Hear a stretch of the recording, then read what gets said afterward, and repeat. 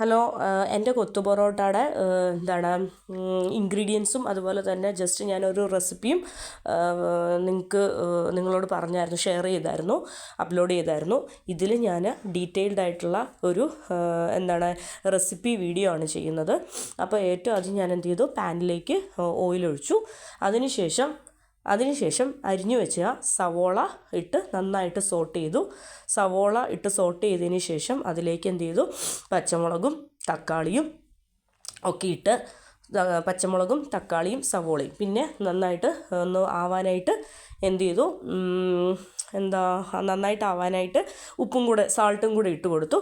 അതിലേക്ക് ഞാൻ ഒരു പിടി മല്ലിയിലയും കൂടെ ഇട്ടു. അപ്പോൾ ഇതിലേക്ക് എണ്ണ, അതുപോലെ തന്നെ സവോള, അരിഞ്ഞ തക്കാളി, പച്ചമുളക്, മല്ലിയില, ഇത്രയും ഇൻഗ്രീഡിയൻസ് ആണ്. അതിനുശേഷം ഞാൻ എന്ത് ചെയ്തു, ജിഞ്ചർ ഗാർലിക് പേസ്റ്റ് ചേർത്തു. ഇത് ഞാൻ ഉണ്ടാക്കിയ ജിഞ്ചർ ഗാർലിക് അല്ല, ബോട്ടിലിൽ ഉള്ളതാണ്. അപ്പോൾ ഞാൻ ഇങ്ങനത്തെ ഈസി റെസിപ്പീസിനൊക്കെ ബോട്ടിലിൽ വാങ്ങിച്ചു വെച്ചിരിക്കുന്ന ജിഞ്ചർ ഗാർലിക്കാണ് ചേർക്കുന്നത്. കാരണം പെട്ടെന്ന് നമ്മൾ ടൈം എടുത്ത് ചെയ്യുന്ന റെസിപ്പീസൊന്നും അല്ലല്ലോ, തട്ടിക്കൂട്ടിയുള്ള പെട്ടെന്നുള്ള റെസിപ്പീസിനൊക്കെ ഞാൻ ഇങ്ങനെയാണ് ചെയ്യാറ്. പിന്നെ ആവശ്യത്തിന് മാത്രം ചില്ലി പൗഡർ ചേർത്തു. ഒരുപാട് എരിവൊന്നും വേണ്ട റെസിപ്പി അല്ല ഇത്. അപ്പോൾ കുറച്ച് ചില്ലി പൗഡർ ആഡ് ചെയ്തു. അതും കാശ്മീരി ചില്ലി പൗഡറാണ്. കുറച്ച് പച്ചമുളക് ഇട്ടിട്ടുണ്ടല്ലോ, അതുകൊണ്ട് വളരെ കുറച്ച് കാശ്മീരി ചില്ലി പൗഡറിൻ്റെ ആവശ്യമേ ഉള്ളൂ. അതിനുശേഷം നന്നായിട്ട് സോട്ട് ചെയ്തു. ഇത് ഓൾറെഡി നന്നായിട്ട് സോട്ടായിട്ടുണ്ട്, കാരണം എൻ്റെ സവോളയും ടൊമാറ്റോ ഒക്കെ നന്നായിട്ട് സോട്ടായിട്ടുണ്ട്. അതുകൊണ്ട് ഇനിയിപ്പം ഒരുപാട് സോട്ടായില്ലെങ്കിലും കുഴപ്പമില്ല. പിന്നെ അതുപോലെ തന്നെ ചില്ലി പൗഡർ ഇട്ട പോലെ തന്നെ കുറച്ച് മഞ്ഞൾപ്പൊടിയും കൂടെ വളരെ കുറച്ച് ആഡ് ചെയ്തിട്ടുണ്ട്. പൊടികളെല്ലാം വളരെ കുറച്ച് മതി. കാര്യം എന്താണെന്ന് വെച്ചാൽ ഒന്നിൻ്റെ ഫ്ലേവർ മുമ്പിൽ നിൽക്കരുത്. ഈ കൊത്തു പൊറോട്ട, ചില്ലി പൊറോട്ട ഒക്കെ ടേസ്റ്റി ആവണമെങ്കിൽ ഫ്ലേവർ വളരെ മൈൽഡായിരിക്കണം, വളരെ മൈൽഡ് ഫ്ലേവർ ആയിരിക്കണം. ഫ്ലേവർ കുറച്ച് മുന്നിൽ വന്ന് പൊടിക്കുത്തുണ്ടെങ്കിൽ നമ്മളുടെ ഈ ഐറ്റംസ് ഒന്നും നന്നാവില്ല. അതിന് ശേഷം ഞാൻ എന്ത് ചെയ്തു, കുറച്ച് ഗരം മസാല പൊടി ഇട്ടു, നന്നായിട്ട് സോട്ട് ചെയ്തു. പൊടിയുടെ മണമൊക്കെ മാറട്ടെ. അതിന് ശേഷം വളരെ കുറച്ച് ടൊമാറ്റോ സോസ് ഒഴിച്ചു.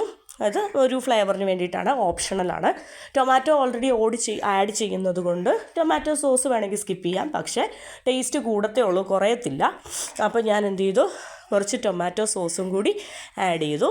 അതിനുശേഷം മസാല എല്ലാം ഒരു സൈഡിലാക്കി മാറ്റി വെച്ചു. മസാലാസ് എല്ലാം ഒരു സൈഡിലേക്ക് മാറ്റി വെച്ചതിന് ശേഷം കുറച്ച് ഉപ്പിട്ട് നന്നായിട്ട് ബീറ്റ് ചെയ്ത മുട്ട അതിലേക്ക് ഒഴിച്ചു. അപ്പോൾ മുട്ട അതിലേക്ക് ഒഴിച്ചു. അതിന് ശേഷം ഒരു മിനിറ്റ് വെയിറ്റ് ചെയ്യുന്നു. ഒരു മിനിറ്റ് വെയിറ്റ് ചെയ്തതിന് ശേഷം എല്ലാം കൂടി കുത്തി ഇളക്കുന്നു. ഇപ്പോഴാണ് നമ്മളൊരു പോയിൻ്റ് നോട്ട് ചെയ്യേണ്ടത്. കുത്തി ഇളക്കുമ്പോൾ ഒരു കാരണവശാലും മുട്ട ഡ്രൈ ആയതിന് ശേഷം പൊറോട്ട ഇടരുത്. എഗ്ഗ് ലിക്വിഡ് ഫോമിൽ നിൽക്കുന്ന സമയത്ത് തന്നെ പൊറോട്ട ആഡ് ചെയ്യണം. ഇല്ലെങ്കിൽ നമ്മുടെ നമ്മുടെ കൊത്തു പൊറോട്ട ഫ്ലോപ്പായി. അതിൻ്റെ ഒരു ടേസ്റ്റോ ഒരു ഫ്ലേവറോ ഒരു രുചിയോ ആ പൊറോട്ടയിലേക്ക് മുട്ടയുടെ ഒന്നും കയറി പിടിക്കില്ല. ഇപ്പോൾ കാണാനൊരിച്ചിരി അത്ര ലുക്ക് വന്നിട്ടില്ല. കാര്യം എന്താണെന്ന് വെച്ചാൽ എനിക്ക് ഇളക്കാൻ പറ്റുന്ന ഒരു സിറ്റുവേഷൻ അല്ല, കയ്യിൽ ഫോൺ ഇരിക്കുന്നത് കൊണ്ട് ഞാൻ ഇളക്കിക്കോളാം. അപ്പോൾ നിങ്ങൾ നന്നായിട്ട് കൂട്ടി യോജിപ്പിക്കുക, ഞാൻ ചെയ്തോളാം. നിങ്ങൾ എന്ത് ചെയ്യുക, ഈ ടൈമിൽ നന്നായിട്ട് പാനിൽ 2 സ്പൂണൊക്കെ വെച്ച് കുത്തി ഇളക്കി നല്ല രീതിയിൽ നിങ്ങൾ യോജിപ്പിച്ചോളുക. ഞാൻ ടൈം എടുത്ത് യോജിപ്പിച്ചോളാം. ഓക്കെ, അപ്പോൾ ഇതാണ് നമ്മുടെ കൊത്തു പൊറോട്ട എന്ന് പറയുന്നത്. അടിപൊളിയാണ്. ഞാൻ സ്ഥിരമായിട്ടുണ്ടാക്കുന്ന ഒരു റെസിപ്പിയാണ്. എനിക്ക് ഭയങ്കരമായിട്ട് ഞങ്ങൾക്ക് എല്ലാവർക്കും ഭയങ്കര ഇഷ്ടമായിട്ടുള്ളൊരു റെസിപ്പിയാണ്.